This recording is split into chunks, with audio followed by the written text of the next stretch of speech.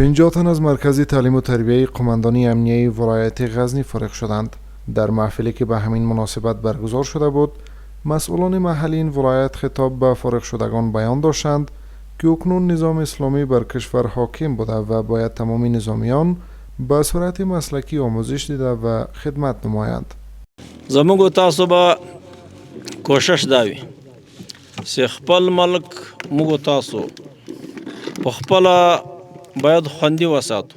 موږ تاسې هر یو د دې نظام او د دې وطن بچیان یو. موږ تاسې د اسلامي نظام عسکر او سپاهیان یو. موږ تاسې ته یو دروند مسئولیت را لغاړې ده. در همین حال مسئولین مرکز تعلیم و تربیه قماندانی امنیه این ولایت افزودند این نظامیان از یک دوره آموزش‌های عقیدتی و مسلکی 2 ماهه فارغ و آماده خدمتند. د پولیس لپاره دا زده کړې ډېرې اړینې دي ترڅو د موږ جامعه باید هوسا آرامه ژوند وکړي. که پولیس د موږ مسلکي نه جامعه ورسره باضابي یا خدمت نشي کولی. اوس الحمدلله امنیت شته. مدت د 2 میاشتې دغه مجاهدین موږ ته په مسلکي کورس کې رامعرفي کیږي، 3 هفته کیږي، په هغو ته تعلیمات ورکوي.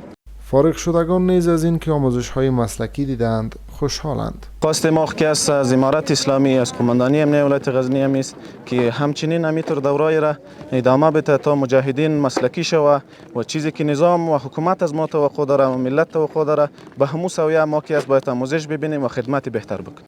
با گفته مسئولان در این ولایت قبل از این نیز 300 نظامی در 6 دوره از این مرکز به صورت مسلکی آموزش دیده و فارغ شدند.